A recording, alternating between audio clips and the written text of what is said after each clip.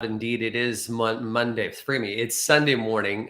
We go every week between 8 and 8:30, where we answer your gardening questions.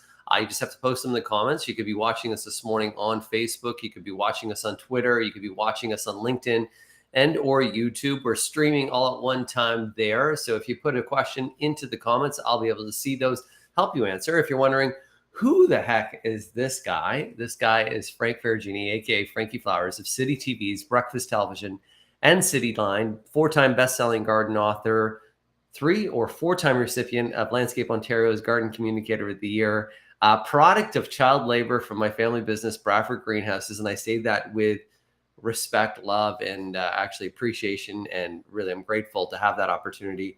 But it's just really good to be here. Speaking about family business, there's something that I want to share with all of you. There is a legend in the world of garden centers, and that legend is and was my uncle Sam. I just want to show you a picture of him. He passed away earlier this week after a lengthy battle with cancer.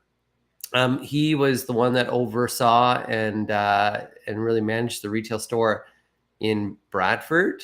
He taught me a ton of different things. I also want to share with you guys a little picture of what the older family business looked like and what it looks like today.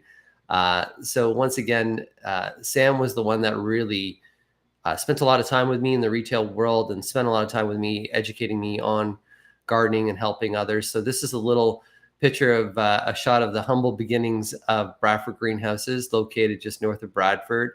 This is a picture taken in the late 1970s. There's a red car parked out in front. That red car is actually my Uncle Sam's. This is where I grew up and started kind of learning about the world of gardening and working with customers and learning about growing plants. And we farmed in the back fields that were there as well. And then this is where it's evolved to, and it's actually even grown a little bit bigger than that. So I just want to say with great sadness that he will dearly be missed, but the legacy and legend of him continues on. And for all those that ever walk to the Bradford Greenhouse Garden Gallery in Bradford and through those doors, you probably know Sam. You probably know Sam very, very well. So big shout out to him. Big loss too, by the way. And then there you go. You can even see that people know who he was. So sorry, says Cheryl. I spoke with him often when I lived south. Yes, indeed. If you went to the store, you did know him. But you know what? We got to cherish life. We got to make sure that we really honor those that have passed around us and those that have lived before us, and really cherish the days. And we got a good morning out there right now from Rosie. Good morning to you. We got some other good shout outs this morning too from Betty. Good morning from Ajax. Makes you the person you are today. Yes, indeed it does. We got Pat from good old Brantford saying good morning to us this morning as well. We got some condolences out there as well, and there's lots of condolences that are out there. And then we got Marianne that's just saying, good morning, Frank, and thank you for what you do. Indeed, it's my pleasure to be here all the time and really to help you through. Good morning this morning from Ancaster. My good friend Susan that's involved in the world of gardening. So she says that she adored Sam, which is really nice to hear. And that's it. So let's just move on and let's talk about the world of gardening as well. So it's summer in the garden season. And being that it is summer in the garden season, we have to really be aware of many things. And when it comes to summertime, it's a time where we can enjoy some of the plantings we've done. We want to stay on top of the weeding, and we really want to take time to get out in our gardens and to inspect them for bugs, insect, and disease. Some of the most common insects that you can see at this time, of course, are beetles, but we could also see aphids. We can even see spittlebug that's out there, which looks like a spit. We can see even mealybug. We can see all these different occurrences that are out there. So as long as we can go out there and inspect our garden, we can catch them early. It's kind of like making sure that you go get your physical. If you get your physical, you can catch problems that you have a little bit earlier on as well. It is also a very important time for watering. So we did have some nice thunderstorm activity yesterday. We have forecast rain this week. But during the periods that we have lengthy durations without water, plants can stress. Heat, dryness in the summer are one of the hardest things on plant material that are out there. So making sure that you water your garden deeply and infrequently. And what deeply watering means is where you're going out and you're soaking. You're not soaking every day, but you're soaking a few times per week those gardens, those planted gardens. The reason why we're doing that is we're soaking the garden so that we can put more water a little bit more deeper into the surface of the soil. That way the roots will stay down low where the water is. If we just water the surface of the soil, plants' roots will often go where water is and they'll go to the surface. And with that, they'll dry out quicker and they'll suffer from more damage. So deep and frequent watering is key. Watering containers. When you water your containers, it's almost during sunny, dry days that are long, which we are in the longest daylight hours that we're going to be seeing. Plants dry out and they will dry out quickly, especially if they're in pots. If they are in a pot, daily watering is most often required if we have sunny days. However, as well, when you go to water a container, if you see that the water rushes right at the bottom of that container, you have to water it once, go around, water the rest, and then go back and water twice. Super, super key because that will absorb the water, whereas that first watering is just really rushing through and most of that watering is not being absorbed by the plant. So potting soil is like a sponge. We need to wet that sponge first so that way it can absorb water. And after watering your garden or after a rain is probably the best time to do a fertilizing. And you can do it with like a Miracle Grow water soluble. That's the best time because the root systems are nice and open. So when you're using a water soluble, the best time to use a water soluble is either after you watered the garden or after rain. Perfect time to be doing that. So just some good info that's out there. We have Lynn this morning asking a question. Hi, Frankie, could I plant a hydrangea little lime punch in a container? Would it overwinter okay? Anytime that we're trying to overwinter plants in a container, it's extremely hard. You can plant it in the container. It'll grow in the container, but overwintering is where the challenge comes.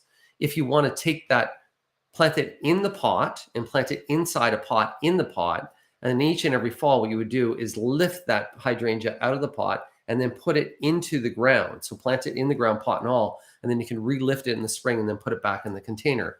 That's probably where you're going to be most lucky. The issue by being in a container is those containers freeze more solid. And by them freezing more solid, you're reducing the success rate of that plant overwintering by almost 70 to 80%. So it's really hard to overwinter in a container. So we got another comment and a question from Susan. Good morning from Cape Breton, Nova Scotia. Beautiful. Frankie, I gave a list of a few shrubs and trees this season. I don't know why they were so healthy the last few years. Rhododendrons, beautiful hydrangea, huge cherry tree, and Wigelia probably was what you're saying. I'm so sad about this. So I'm seeing probably, and I'm guessing through this, is that you have some challenges. So there are some challenges. First off, in Cape Breton, Nova Scotia, there are some areas there that did suffer from a lot of the smoke that from the forest fires that can impact a lot of plant materials that's out there, just the smoke itself. Secondly, we did have a warmer winter, and because we had a warmer winter, I'm anticipating that many areas will have or are seeing more bug infestations and more diseases. So this is the other challenge. What I would say to you is with a lot of these plants, like the rhododendron, the hydrangea, the cherry trees, some of the prunings can really, really help out with those to flush out some newer growth. But Susan, if you can send me an email, frankie@frankieflowers.com with some pictures, frankie@frankieflowers.com with some pictures, and just a little bit more description, I'll be able to help you out a little bit better there. We have a question about some lavender from Heather. I planted a 10-inch lavender last year in a neighbor's garden. This year, it's huge, 4-foot circle without any fertilizer. It's gone bonkers. I love it, but my neighbor doesn't. How do I bring it down in size without losing the circle look? So that's with pinching and or pruning. So with the lavender, it's actually as a perennial, you're doubling that perennial in size almost every year. So one thing that you can do is you can divide that and you can make it into 2 more clumps. Or if you want to maintain the clump that it is right now, you want to wait for a cooler, wetter week, and then that's where you can transplant it, maybe move it over to your garden. But probably what I would more recommend is that as we get into September, the beginning of September, leave it in your neighbor's garden from then. Right now, what I would do is prune it back half its size. So give it a cut back half its size. That'll actually make it flush more full and more lush.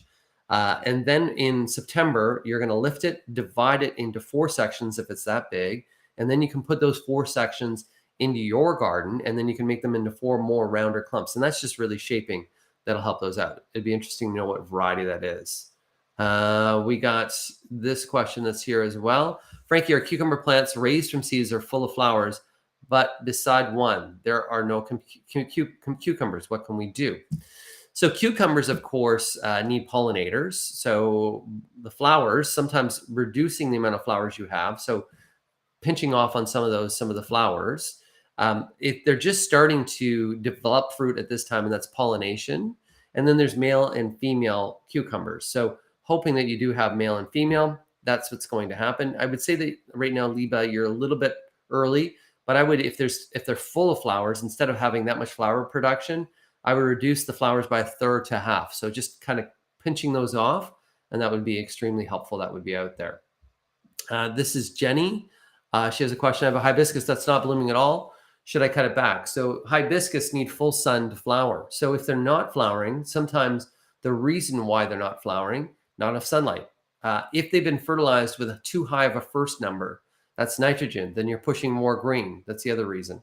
If they're sitting wet for too long of a period, they can also be more green and actually turning yellow. So my thing would be is to try to move it into the sunny location with at least 6 hours of sunlight. You can prune it back by about a third. Make sure the fertilizer you're using on it is a fairly balanced all-purpose fertilizer or has a higher middle number. That higher phosphorus will actually help with the bloom production. And then as well, maybe inspect the hibiscus to see near some of the new tender growth where your buds form. If you see any little green bumps, that could be some insects like aphids. Those aphids could be eating away and not allowing the flowers to develop. So even a spraying of insecticidal soap could be a benefit that's out there. Susan has a question today. I have a neighbor with a very mature oak tree that has lost about half its leaves this year without any idea to what this is happening, disease or pest. Most likely it's under stress. So you're seeing some of the stunted growth on the leaves, and this can be due to several different varying factors. One is that it suffered from drought from last summer. It's also suffered this year from a little bit harder and more environmental conditions. Because it's a mature oak, and insect damage you would actually see in the leaf, or you would look to the trunk of that oak. If you look to the trunk of that oak and you see any sawdust around, sometimes that can be an indication of insect. If you look to the leaves and you're seeing markings on the leaves, holes on the leaves, blistering on the leaves, that can be another indication. The dieback could be also due to construction in the area.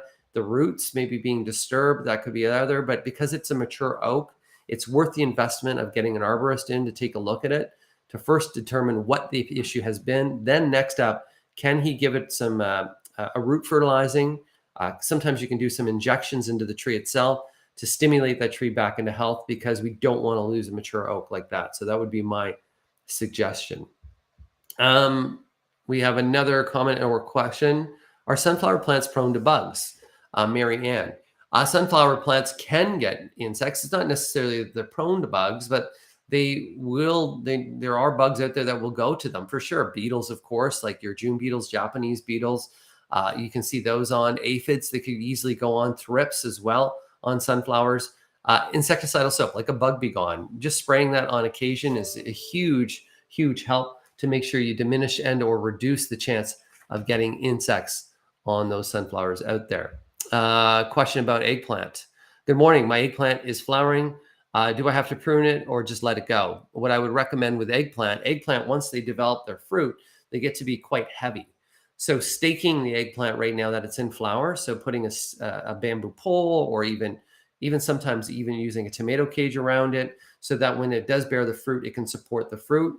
You can prune off some of the bottom stems that have leaves that are touching the soil. That'd be very helpful. And then that's about it. Eggplants are beautiful, a nice purple flower that they receive. And then what happens is they get that nice kind of fruit that's on there.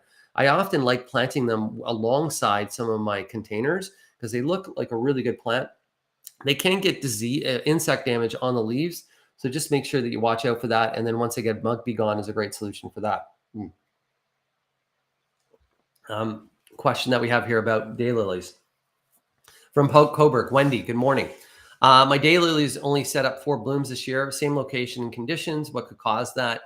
So daylilies are a perennial plant year after year. As soon as you start to see those perennial plants lose vigor, and when we say vigor, if they're not getting as much blooms, if they're not growing as healthy, then often that's a time when they need to be divided. So With daylilies, they're fairly easy to divide, but more so to be more on the safe side. This September, I would then go in and divide them out. And even if you don't need more, you're basically digging up that clump of daylilies, you're splitting it into a few different sections and then replanting those. That'll give it a new lease on life. That'll give it more health. The daylilies, the only other occurrence that could be happening to them is if by chance you use a lot of salt on your driveway, and this is an area close to your driveway, and you have that collection of salts around the daylilies, that can actually pull some of the vigor away from the plant. Actually dehydrates them almost. Um, and gypsum is something that you can use to neutralize that. So that's the only other occurrence. But more so, it just probably needs to be divided. We got a question out there from Niagara on the Lake today. Love Niagara on the Lake. Thanks for traveling to World Gardening. So many people can have success in their gardens. Definitely a learning experience. We thoroughly enjoyed your talking Two Sisters on Niagara on the Lake. Thanks, Janice, by the way, for that. I will be at Niagara on the Lake at Two Sisters Winery in August. I think it's August the 27th or 28th. We'll be doing another event there. So stay tuned for tickets that are there.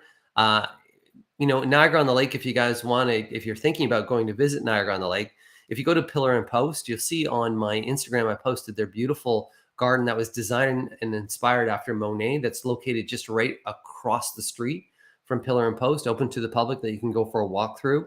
A walk through Niagara on the Lake is just oh so lovely because some of the beautiful gardens that people have planted there. I was just on the Toronto Island. If you want to go for a nice little walk through Ward's Island on the Toronto Island through some of the residents that are there, some wonderful, charming cottage gardens that you see planted there. Old Oakville is actually another nice little area to walk through where you can see some more older established gardens.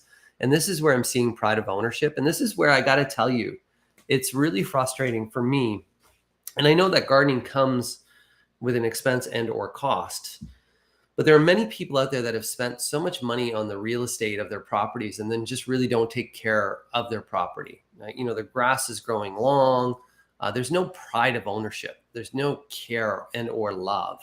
I need to weed my front garden. I know that, and I'm kind of embarrassed by it, but it's been hard to get to it just given that we had some family sickness and other things that have been going on and with travel and things. But I have pride and ownership in my home. But I just really hope that each and every time I talk a little bit more out here, I can inspire some more people out there to get out there and garden and build their confidence as well. We have another good morning this morning as well. I put a Rosa Sharon in my flower bed 4 years ago. Yeah, Rosa Sharon related to the hibiscus family. It hasn't grown any more than 3 to 4 inches in size since. What could be causing the slow growth? So Rosa Sharon, if it's been planted in there for that long, that plant should be huge by now. Well, it should have grown quite a bit. Year 1, you don't get a lot of growth because you're getting root establishment. Year 2, you get some growth, but in year 3 and 4, that's when you get a lot of growth on any plants that you planted. What's causing this? Compacted soil can be causing it. Not enough sunlight can be causing it. Rosa Sharon needs full sun. Something eating away at its root system, or the plant itself is just not a good plant. So move that plant into a brighter location. If it's not receiving full afternoon sun, the Rosa Sharon likes a south and or west facing location that's not shaded by trees. If that's not the case, then you may need to get a new Rosa Sharon. And then the variety. What variety did you choose? There are some dwarf varieties, but there's no way that it would only grow that and then come back each and every year. There's either soil or sun that's stunting that plant right now. So that's what I would say. We have another comment and or question. Susan as well. Love your lives. So helpful. Love seeing you on BT. What's July 1st looking like for weather? Got a wedding. So let's just go. And we're going to take a look. I'm going to give you guys a little breakdown on forecast here too. And we will do a Toronto forecast just because everybody thinks that Toronto is the center of the world. It's not the center of the world, but we'll just give that as an indication of what's going to be happening. And there's also so many other microclimates that are out there.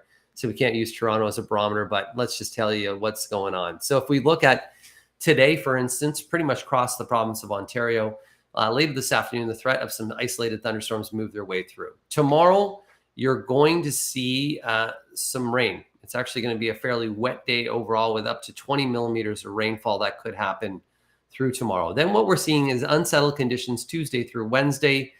Thursday, we're seeing just below seasonal temperatures. And as we lead into the weekend, we have Saturday, July the 1st at 24 degrees with some sunshine, very comfortable conditions. I will tell you that your Sunday forecast, your Monday forecast, and your Tuesday forecast, you can almost take for verbatim, that's what's going to happen in terms of the weather. Anything beyond Tuesday, when we get to Wednesday and Thursday, the success rate of really what's going to happen in terms of active weather diminishes. As we get into Friday and Saturday, especially Saturday, that forecast could change where we could see a chance of some showers on Saturday. But right now, it looks pretty good because as we go farther out in our forecast, our ability to be successful in forecasting reduces dramatically. So 7-day forecast, temperature trend, we're pretty good on. Active weather, we're not that good on. So why do we do a 7-day forecast? Because people like you want a 7-day forecast. Why is there a 14-day forecast? Because people out there want to know basically what it's going to be like. But once again, don't hold me on that. As I get closer, I'll know better on Thursday what Saturday will look like. I'll feel more comfortable about that there. We got a little love heart happening out this morning from Carmina. Good morning to you as well. We got another comment here. Claudine, Ottawa is quite smoky this morning. The sun is reddish. Yeah, that's just showing us the forest fires that are happening. Though that smoke that's coming in is all wind dependent, depending upon when the wind flows in.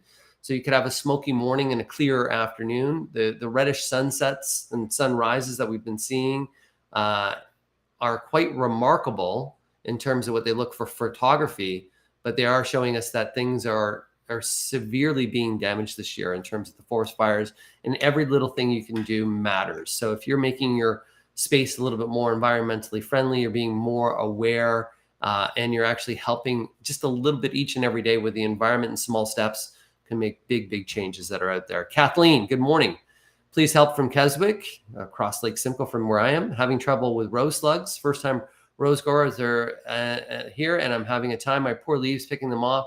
Do you recommend a garlic spray? So Kathleen, first off, with many of the slugs, watering in the morning versus evening, super important. So making sure that your gardens are dry at night will reduce the amount of slug population. Around the base of the plants, you can put diatomaceous earth. So you're in Keswick. If you are living close to the water and you have access to maybe even finding some zebra mussels. Now, the Lake Simcoe is way better for zebra mussels, but you can take even if you eat mussels, you can take up some of those shells, allow them to dry out. Once they dry out, you can crush them up, put them around the base of your plants, or you can buy diatomaceous earth, put it around the base of your plants. As the slugs walk across, it will kill them. Slug and snail bait, you can purchase that. It's by Scott's has a variety. Ortho has the slug and snail bait, by the way, out there. And with that, it's not harmful to pets, children. It's Health Canada approved. You can put that in your garden. The slugs will eat that and reduce their population. Some people will take a container and sink it down to ground level, put a little bit of beer in there. That'll be another attractant to slugs that will go through.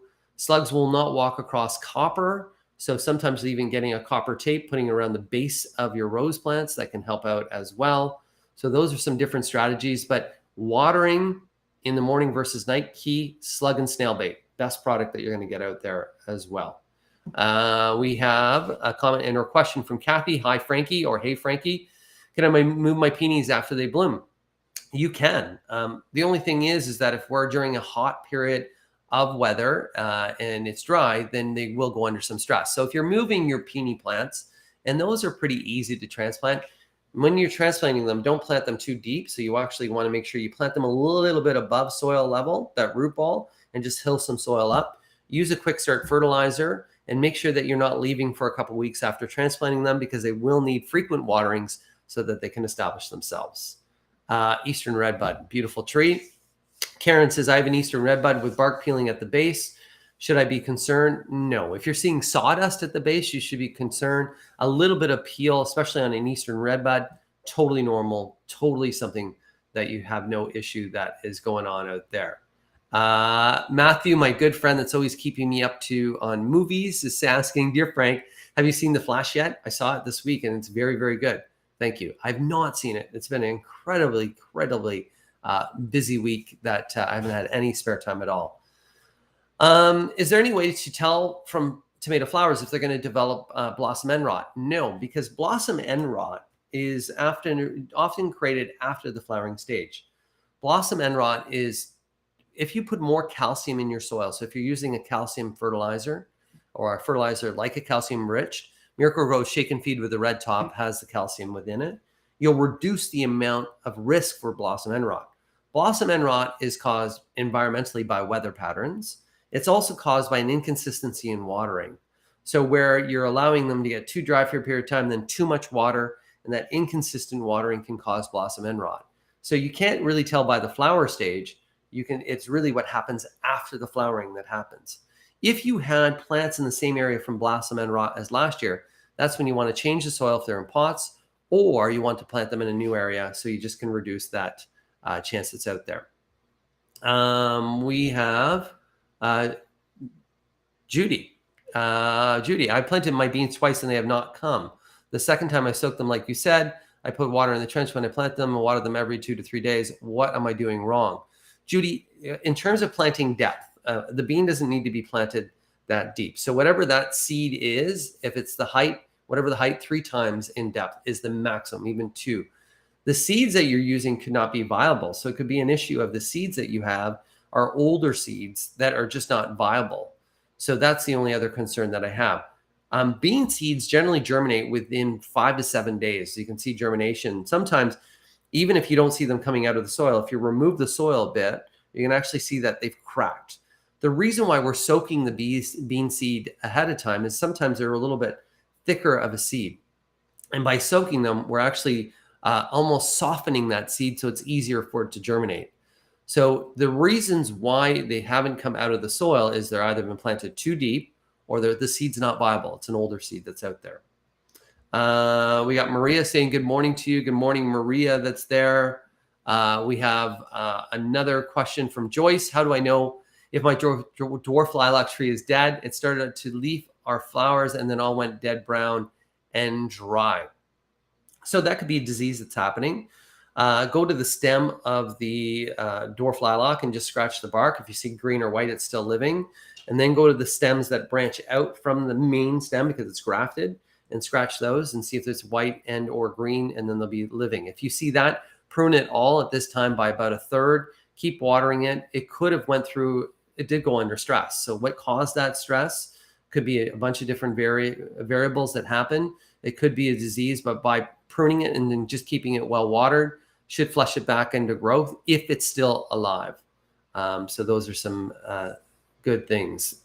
We have a thumbs up. Barry looking good this morning, says Lynn Robinson. Once again, my family has garden centers in Bradford and in Barrie. Our Barrie store is, it was a purpose built, meaning that we designed that store for our garden center. Our Bradford location, great location, but our Bradford location has evolved. At one point, we were a fruit market. At another point, we were farming up there, growing cauliflower, cabbage, and broccoli.